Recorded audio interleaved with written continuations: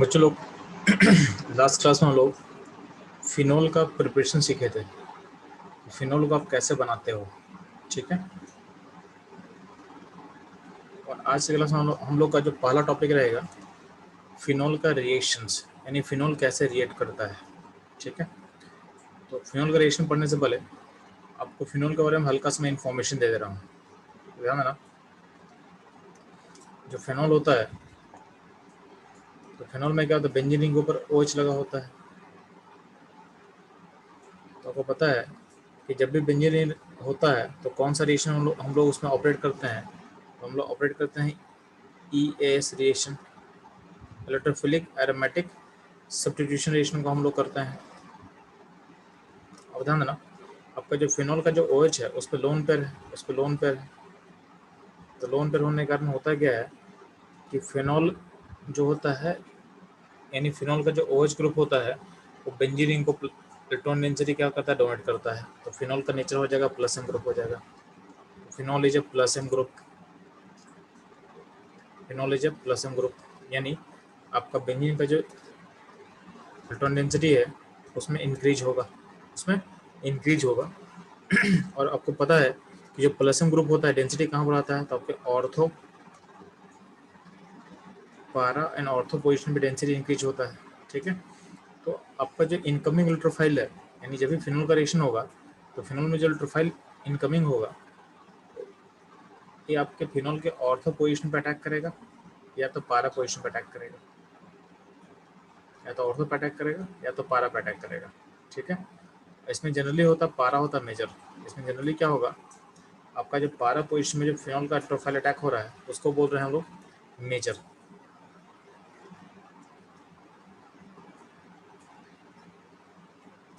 ठीक है। ये होता है आपका मेजर और ये होगा माइनर। तो जनरली आप ऐसा बोल सकते हो, ठीक है।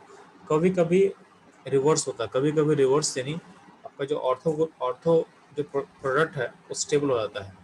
तो हम लोग सीखेंगे कि कब कब ऑर्थो वाला स्टेबल होगा, ठीक। इवन ना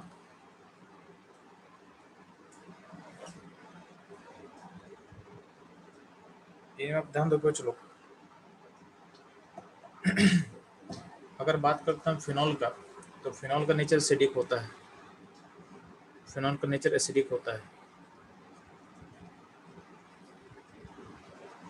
तो यहाँ जो आपको हाइड्रोजन दिख रहा है जो O पे लिंक है, इसको हम बोलते हैं एसिडिक H। तो जब भी आप फिनोल को डालते हो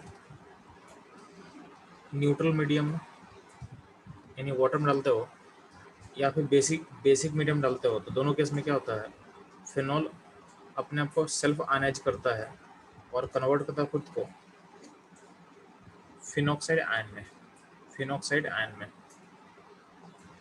ठीक है। ये ध्यान रखना, यानी neutral medium and basic medium में ये खुद को कन्वर्ट करेगा फिनॉक्साइड आयन में, ठीक। अब ध्यान रखना, अगर ये खुद को फिनॉक्साइड आयन में कन्वर्ट कर रहा है तो ध्यान दोगे, यानी अपना जो एसिडिक H उसको लूज कर रहा है। बेसिक मीडियम में होता क्या है, बेसिक मीडियम में OH जो है इस H को खींच रहता है, और न्यूट्रल मीडियम होता क्या है कि आपका जो फिनॉल है एसिडिक है अपने H को सॉल्वेंट में रिलीज कर देता है। तो दोनों केस में क्या बनेगा, फिनॉक्साइड आयन फॉर्म करता है। अगर आप कंपेयर करते हो फिनॉक्साइड आयन को विथ रिस्पेक्ट टू फिनॉल,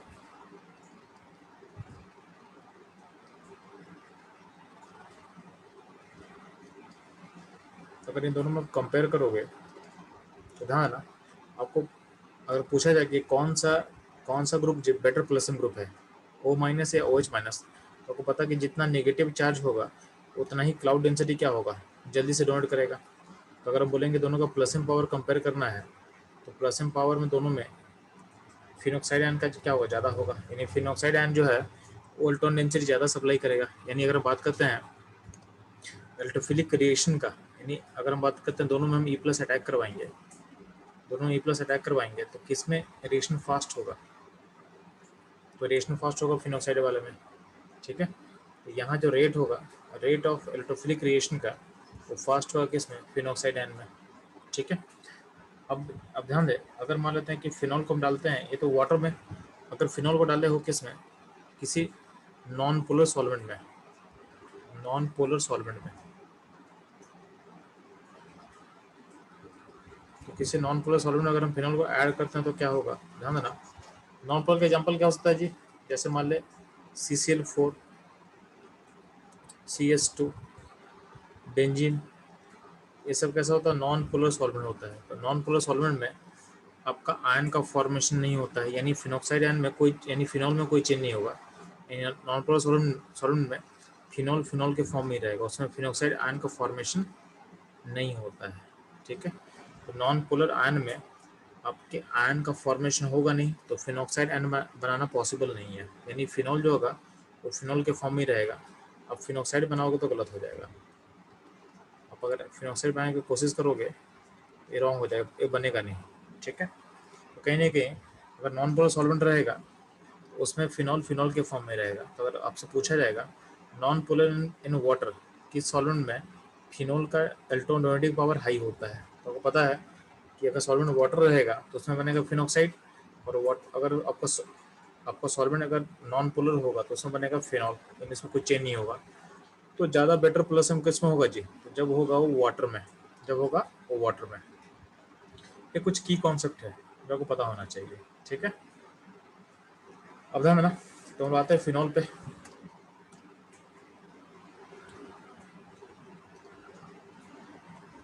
तो हमको पढ़ना फिनॉल का रिएक्शंस। तो पहले ध्यान देना, अगर बात करते हैं फिनॉल, फिनॉल में अगर डालेंगे Br2 in presence of CCl4, यहाँ Cl2 नहीं है, यहाँ पे CCl4 है। इसको तो आप लोग हट, इसको दोबारा लिख देंगे, Br2 के साथ है CCl4। तो CCl4 सॉल्वेंट कैसा होता है जी, ये नॉन पोलर सॉल्वेंट होता है।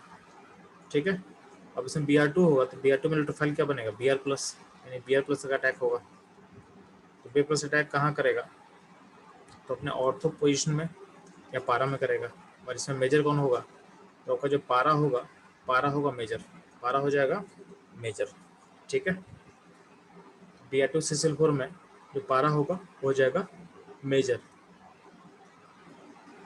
ठीक है, वही अगर डाल देंगे Br2 वाटर तो क्या होगा, तो ध्यान ना, अगर आप Br2 वाटर ऐड करते हो तो होता क्या है कि Br2 वाटर में जो अगर वाटर लोगे तो फिनॉल जो है, फिनॉल किस में कन्वर्ट हो जाएगा, तो फिनॉल का जो सिचुएशन है, यानी फिनॉल खुद को कन्वर्ट कर लेगा फिनॉक्साइड आयन में। हम ऑलरेडी कवर कर चुके हैं कि अगर वाटर रहता है तो वाटर वाले केस में क्या होता है, आपका फिनॉल जो है फिनॉक्साइड आयन में कन्वर्ट कर लेता है खुद को। ठीक है, इसका जो प्लसम पावर है क्या होगा, अचानक से काफ़ी ज़्यादा इंक्रीज कर देता है। तो अगर Br2 वाटर होता है तो क्या होता है, ध्यान देना, फिनॉल में आप लोगे Br2 वाटर, इसमें दो चीज़ होने वाला है। एक तो Br2 वाटर में आपको पता है कि HOBr का फॉर्मेशन होता है, और HOBr का बॉन्ड ब्रेक करके आपको Br+ मिलेगा। तो कहीं ना कहीं यहाँ पे Br+ इलेक्ट्रोफाइल बन रहा है। ठीक है, Br+ इलेक्ट्रोफाइल बन रहा है। तो इलेक्ट्रोफाइल का कॉन्सेंट्रेशन है, तो कॉन्सेंट्रेशन इलेक्ट्रोफाइल क्या होता है, काफ़ी इंक्रीज करता है। ठीक है, और साथ में क्या होता है, जो यहाँ पे फिनॉल है, जो फिनॉल खुद को कन्वर्ट करता है किसमें, फिनॉक्साइड आयन में। फिनॉक्साइड आयन में कन्वर्ट करेगा तो आपका जो प्लसम पावर है, प्लसम पावर क्या होगा, बढ़ेगा।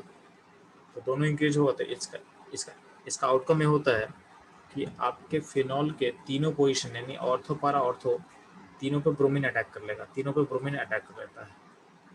तो तीनों पोजीशन पे आने का रीजन ये होता है, तो पहला रीजन है कि चूंकि इसमें Br+ का यानी इलेक्ट्रोफाइल का कॉन्सेंट्रेशन बढ़ गया, और जब फिनॉल बन गया फिनॉक्साइड आयन में, जिसके कारण जो आपका रिंग का डेंसिटी काफ़ी इंक्रीज कर जाता है। तो तीनों पोजीशन में आपका ब्रोमीन अटैक कर लेता है, और ये जो प्रोडक्ट का फॉर्मेशन हो रहा है ये होता है white crystalline PPT, white crystalline PPT होता है। ठीक है, इसको बोल सकते हैं हम लोग 246 ट्राई ब्रोमोफिनॉल, 246 ट्राई ब्रोमोफिनॉल। ठीक है, 246 ट्राई ब्रोमोफिनॉल। ठीक, ये ध्यान देना।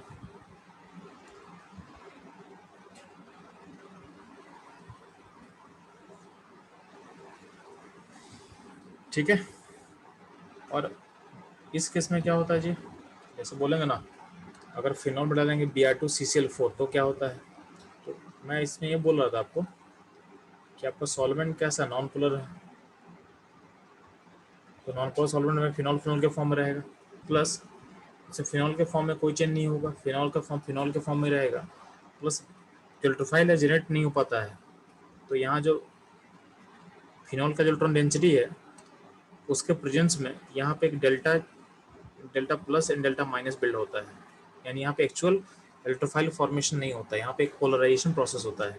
आपको पता ना कि phenol phenol electron density rich है, इलेक्ट्रॉन डेंसिटी रिच होगा तो यहाँ पे क्या होगा, इस ब्रोमीन का इलेक्ट्रॉन डेंसिटी को रिपेल करके उधर भेजेगा, तो यहाँ पे डेल्टा चार्ज का बिल्डअपमेंट होगा, तो यहाँ पे एक पोलराइजेशन प्रोसेस होता है, यानी यहाँ पे एक्चुअल इलेक्ट्रोफाइल का फॉर्मेशन नहीं होता है।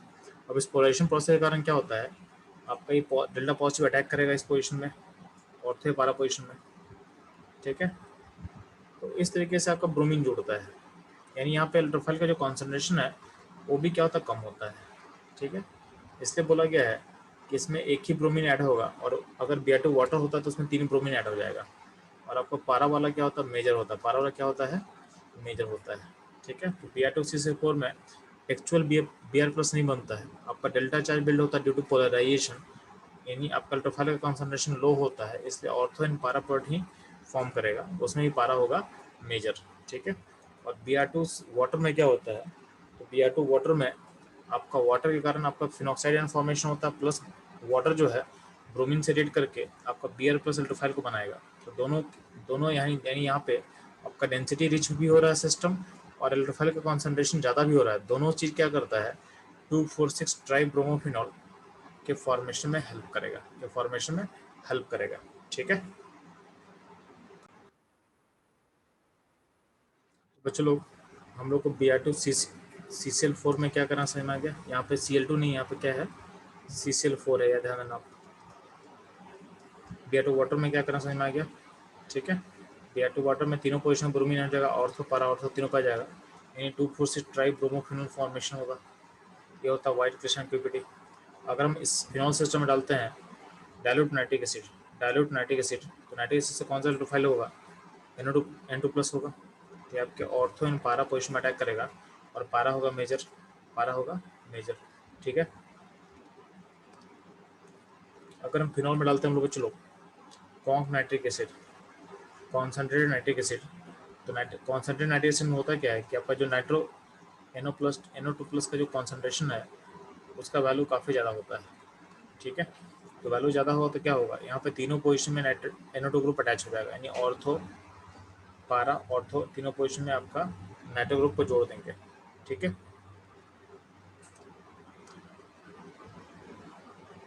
तो फिनॉल में अगर हम डालते हैं कॉन्सेंट्रेट नाइट्रिक एसिड तो फॉर्मेशन होता है 2,4,6 ट्राई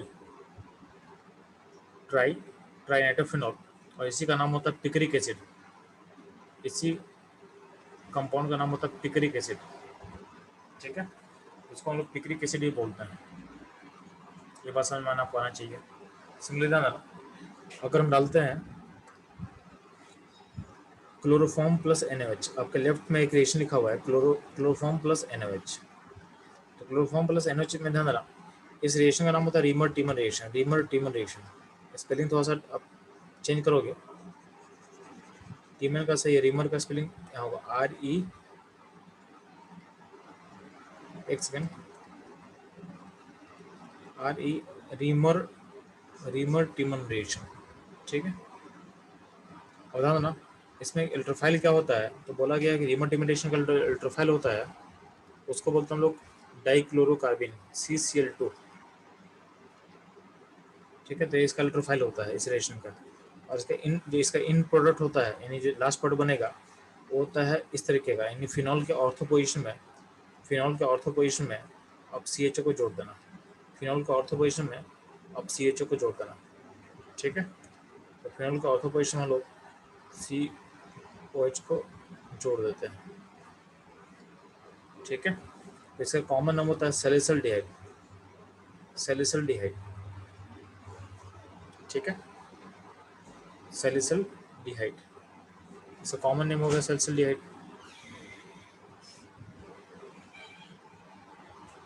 ठीक है। इसमें इंपॉर्टेंट चीज क्या है, रिमोटिमिलेशन इंपॉर्टेंट चीज होता है कि इसमें जो ऑर्थो प्रोडक्ट का मेजर होता है, आपका जो ऑर्थो प्रोडक्ट है वो आपका मेजर होता है।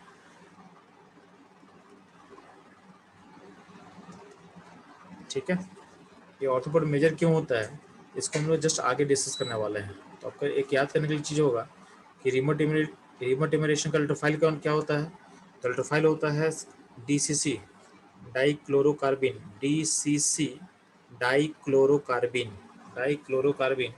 और एक और इम्पोर्टेंट पॉइंट इसमें है कि आपका ऑर्थो प्रोडक्ट क्या होता है, मेजर होता है।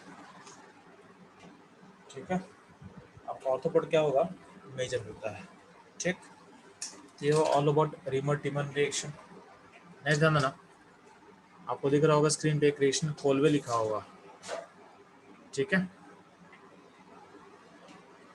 यहाँ पे देखो, यहाँ पे CO2 NH है ना, ये इसको बोला गया कोलवे रिएक्शन। तो ये स्टेटमेंट यहाँ लिख दिया गया है, इसको आप यहाँ से हटा दो, यहाँ नहीं होना चाहिए। ठीक है, कोलवे रिएक्शन यहाँ होना चाहिए, यहाँ पे इसको बोला गया कोलवे रिएक्शन।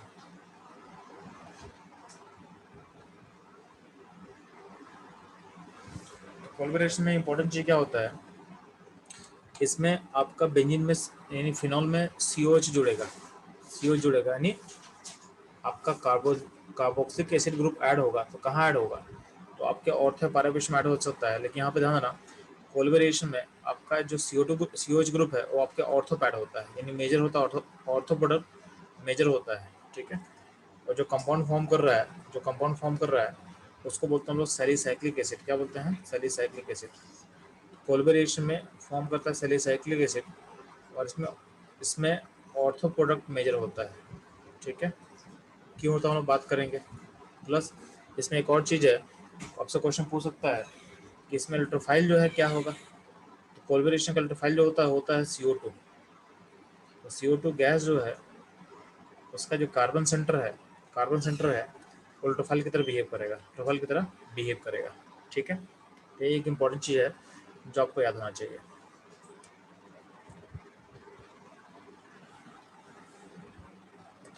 इधर ना,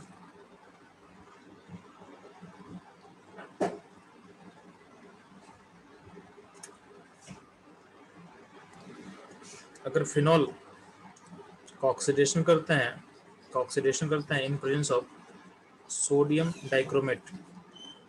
ठीक है, तो फिनॉल का अगर ऑक्सीडेशन करोगे in presence of sodium dichromate तो क्या फॉर्म करेगा, तो फॉर्म करता है बेंजोक्विनोन। तो उसका फिगर आपको दिखा रहे हैं हम।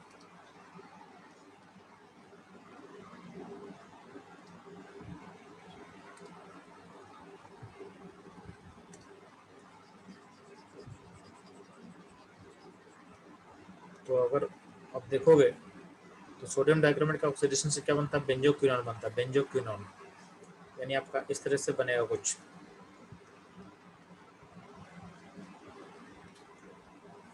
ठीक है, इसको बोलते हैं हम लोग बेंजोक्विनोन। इसके बाद हम ना,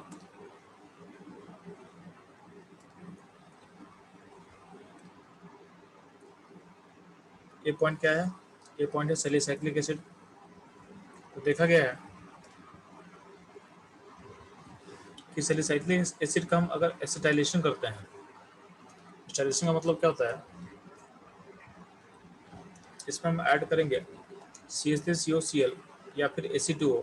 ये दोनों क्या करता है, तो फिनॉल का H यहाँ दिख रहा है आपको ना, H, इसको हटा के इसको रिमूव कर देगा, और उसके बदले क्या ऐड कर देगा, उसके बदले ऐड कर देगा एंड ऐड COCH3, इस ग्रुप को ऐड कर देगा। इसको बोलते हैं हम लोग एसिटाइलेशन प्रोसेस। तो कैसे अगर हम सैलिसाइक्लिक एसिड का एसिटाइलेशन करते हैं तो इस तरह का कोई कंपाउंड बनेगा, यानी फिनॉल का H हटा के COCH3 को ऐड कर देना।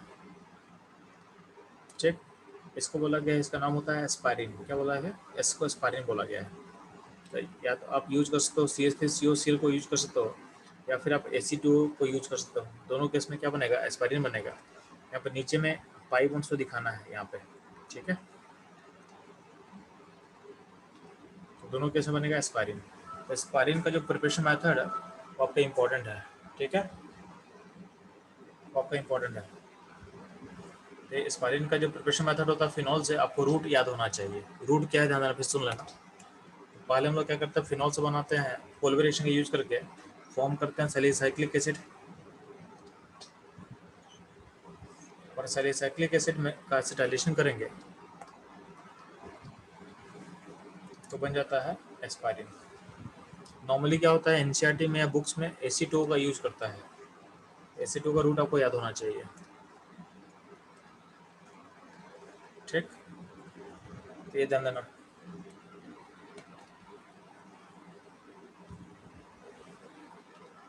ठीक है, ये रहेगा ऑल अबाउट एस्पायरिन। अब ध्यान देना, अगर बात करते हैं CCl4 प्लस NaOH का, ठीक है, CCl4 प्लस NaOH का, तो इसमें भी ध्यान देना आपको फिनॉल के ऑर्थो पोजीशन में COH को जोड़ना है। यानी जो काम कोलवे में किए थे ना, कोलवे में वही काम कर देना CCl4 प्लस NaOH में, ठीक है। अब एक पॉइंट इसमें आपको मैं एक्स्ट्रा ऐड कर रहा हूँ कि अगर मान लेते हैं कि CO2 के साथ कोलवे में NaOH यूज होता है, अगर आप बेस को चेंज कर दो, बेस को NaOH से KOH कर दो, तो अगर बेस को KOH कर दोगे तो आपका जो प्रोडक्ट है वो पारा वाला मेजर हो जाएगा, यानी पारा पे COH क्या हो जाएगा, मेजर हो जाएगा। यानी बस बेस का डिफरेंस, यानी अगर बेस NaOH होगा तो प्रोडक्ट होगा ऑर्थो मेजर होगा, और अगर बेस KOH होगा तो पारा मेजर होगा। तो आखिर ऐसा होता क्यों है, इसको हमको जस्ट सीखना है, ठीक है। जस्ट अब हम लोग सीखेंगे कि ऐसा होता क्यों है। और नीचे ध्यान बच्चों, जो फिनॉक्साइड आयन है यानी फिनॉल प्लस Br2 वाटर को मैं एक्सप्लेन किया वहाँ पे, और फिनॉल प्लस CS2 या CCl4 जो होता है उसको बताया गया है कि उसका रीजन यहाँ दिया गया, जो कि हम लोग ऑलरेडी कवर कर चुके हैं, ठीक है। कि फिनॉक्स अगर वाटर रहेगा तो फिनॉक्साइड में कन्वर्ट होगा, और आपका ब्रोमीन प्लस इलेक्ट्रोफाइल बनेगा तो होता क्या है कि ब्रोमीन तीनों पोजीशन पर अटैक कर लेता है, ठीक है। और अगर सॉल्वेंट नॉन पोलर होगा तो उसमें क्या होता है, पहली बात इलेक्ट्रोफाइल बनना पॉसिबल नहीं है, इलेक्ट्रोफाइल फॉर्म करता है ड्यू टू पोलराइजेशन, ठीक है। और जो OH है, OH का डेंसिटी हाई नहीं हो पाता है, ठीक है।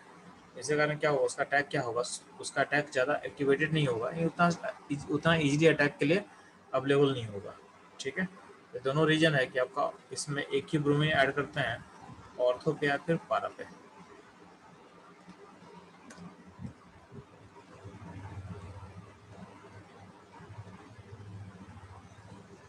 तो ध्यान देना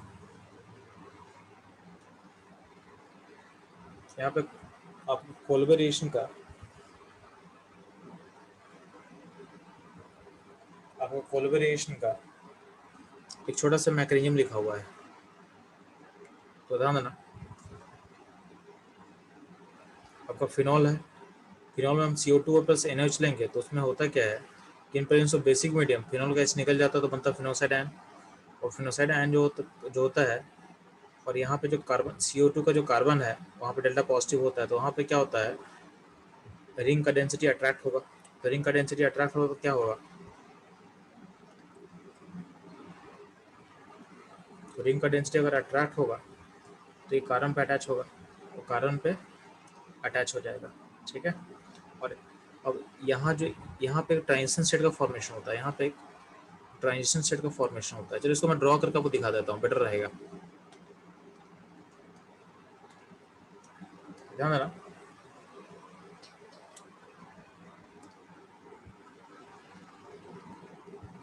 मैकेनिज्म ऑफ कोलबे रिएक्शन,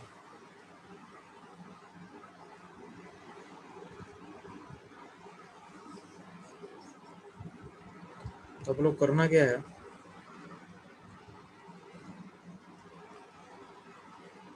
इसको थोड़ा सा ऐसे दिखा देते हैं।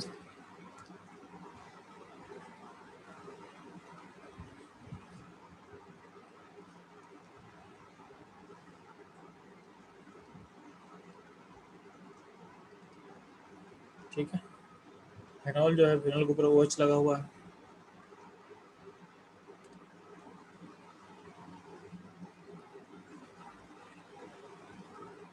यहाँ CO2 लगा हुआ है। तो होता क्या है कि in presence of basic medium होता क्या है कि अगर हम NH और CO2 होता तो होता क्या है कि ये वाला जो हाइड्रोजन दिख रहा है आपको इसको हटा देना है, तो हटा देंगे तो क्या बन जाएगा, तो फॉर्म कर जाएगा आपका O माइनस आयन, और यहाँ पे CO2 है।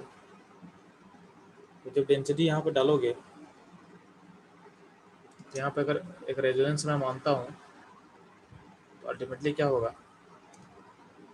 आपका सिस्टम ऐसा बन जाएगा। यहाँ नेगेटिव बन गया और बगल में CO2 है, तो नेगेटिव यहाँ पे इस पर अटैक करेगा। तो यहाँ पे एक ट्रांजिशन स्टेट का फॉर्मेशन होता है। तो यहाँ पे ट्रांजिशन स्टेट का फॉर्मेशन होगा और जो कि स्टेबलाइज होता है। तो ध्यान देना, तो यहाँ पे ट्रांजिशन स्टेट ऐसा बनेगा,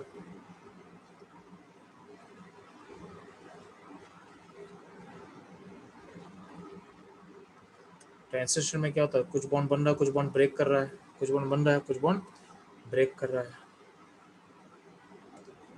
तो दिख रहा है, तो यहाँ ध्यान देना, यहाँ पे एक जो NaOH है उसका जो सोडियम आयन है, सोडियम आयन कहीं ना कहीं इस ट्रांजिशन स्टेट को स्टेबल कर रहा है। तो जो सोडियम आयन है वो ट्रांजिशन स्टेट को स्टेबल कर रहा है। तो transition state is stabilised bye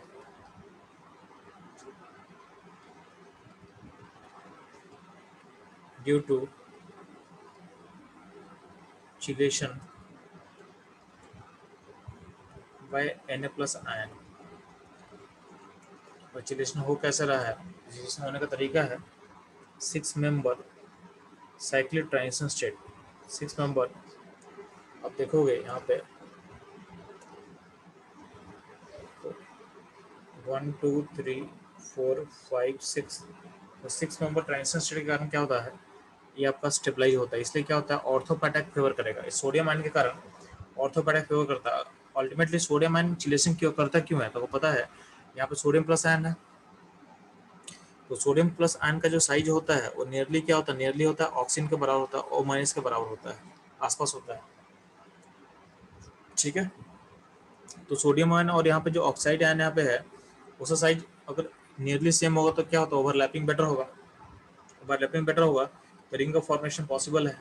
ठीक है, इसी कारण अब क्या होता क्या है, जब इसको अरेंज कर दोगे तो अल्टीमेटली क्या बनेगा, तो अल्टीमेटली ऐसा बन जाएगा। ठीक है, O माइनस Na प्लस हो जाएगा और यहाँ पे COH हो जाएगा। ठीक है, और वाटर मिलने पे तो पूरा कंपाउंड क्या हो जाएगा, वहाँ ऊपर OH हो जाएगा, नीचे यहाँ पे COH हो जाएगा। ठीक है, ये रहेगा। कोलबे का इंपॉर्टेंट पॉइंट ये होता है कि सोडियम आयन जो होता है इस ट्रांजिशन स्टेट को स्टेबलाइज करता है ड्यू टू चिलेशन प्रोसेस। इसलिए आपका ऑर्थो बनता मेजर। अब चिलेशन क्यों अच्छा होता है, क्योंकि साइज सिमिलर होता है ऑक्सीजन आयन से। तो ऑक्सीजन और सोडियम आयन का साइज सिमिलर होता है, इसलिए ऐसा हो रहा है। अगर मान लेते हैं इस प्रोसेस में हम KOH यूज करते हैं, यानी NH के बदले हम फिनॉल में KOH का यूज करते हैं, तो KOH का ध्यान देना, KOH में आयन कौन सा होता है, K प्लस होता है। तो K प्लस का आयन क्या होता है, लार्ज होता है।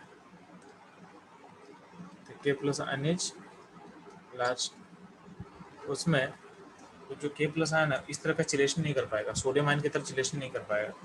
तो आपका ऐसा बनेगा नहीं। तो बनेगा नहीं तो क्या होगा, इसमें जब पारा प्रोडक्ट होगा वो मेजर होगा।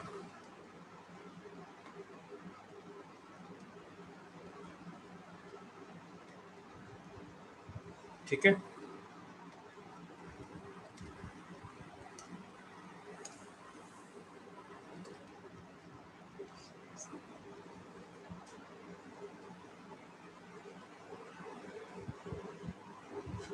जिसमें का पारा प्रोडक्ट क्या होगा, चलो मेजर होगा। ठीक, तो ये था आपका ऑर्थो एंड पारा मेजर होने के बिहाइंड रीजन। अगर NaOH रहता तो ऑर्थो की मेजर होता है तो ड्यू टू चिलेशन फैक्टर। और KOH में K प्लस में चिलेशन एब्सेंट होगा, क्योंकि K प्लस का साइज लार्ज होता है तो उस तरह से अच्छा ओवरलैपिंग कर नहीं पाएगा। तो क्या होगा, आपका पारा बनेगा मेजर। ठीक, ये ध्यान देना आप लोग।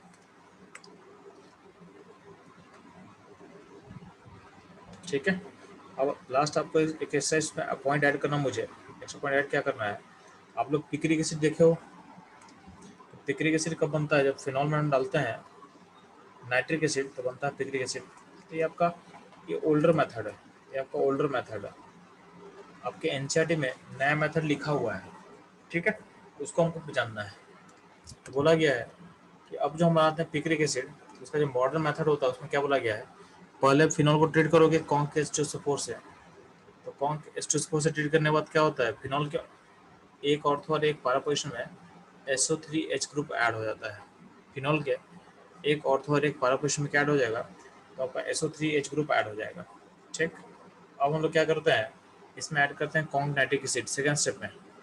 तो अब जो कॉन्क नाइट्रिक एसिड होगा तो क्या होता है, ये अपने ये जो SO3 ग्रुप अटैच किया हुआ सिस्टम में उसको तो निकालेगा, साथ में यहाँ जो हाइड्रोजन है यहाँ से भी हाइड्रोजन निकाल देगा, ठीक है। तो आपको यानी पहले स्टेप में क्या कर रहे हैं हम लोग, कॉन्क H2SO4 ऐड कर रहे हैं, उसमें दो जगह पे कॉन्क H2SO4 ऑक्यूपाई कर लेगा, ठीक है। अब जो नाइट्रिक एसिड डालेंगे तो उसमें जो Na2 प्लस है वो ऑर्थो ऑर्थो यहाँ जो ऑर्थो और ये पारा पोजिशन है, ठीक है। ये ऑर्थो हो गया और ये हो गया पारा पोजिशन, पारा और ये ऑर्थो पोजिशन। इन सारे पोजिशन में क्या होगा, नाइट्रो ग्रुप को जोड़ दो तो ये बन गया पिक्रिक एसिड, ये बन गया पिक्रिक एसिड, ठीक है।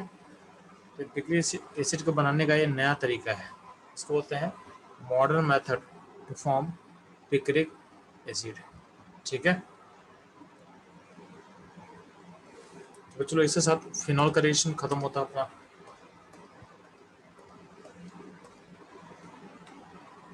यस तो चलो एक थोड़ा सा चेंज करना पर अपने नोट्स में, यहाँ पे जो स्पाइरिन लिखा हुआ है उसका जो यहाँ पे CH ग्रुप दिख रहा है आपको, इसको ऑर्थो में नहीं लेना है, ठीक है। इसको आपको ऑर्थो से हटा देना है, सॉरी इसको मेटा में ड्रॉ किया हुआ है तो मेटा मत लेना, इसका पोजीशन यहाँ होना चाहिए, इसका पोजीशन ऑर्थो में होना चाहिए, यहाँ पे करेक्शन कर लेना, ठीक है। और नीचे वाले फिगर में क्या करेक्शन करना है कि अंदर में डबल बॉन्ड लगा देना है, ठीक है। इस बारे में दो करेक्शन करना है आपके नोट्स में, आपके नोट्स में दो करेक्शन होगा आपके इस बारे में। एक तो होगा कि यहाँ वाले फिगर में मेटा में था उसको ऑर्थो में करोगे, और सेकेंड वाले फिगर में आपके रिंग के अंदर में बॉन्ड नहीं था उसमें बॉन्ड को आप ड्रॉ करोगे, ठीक है।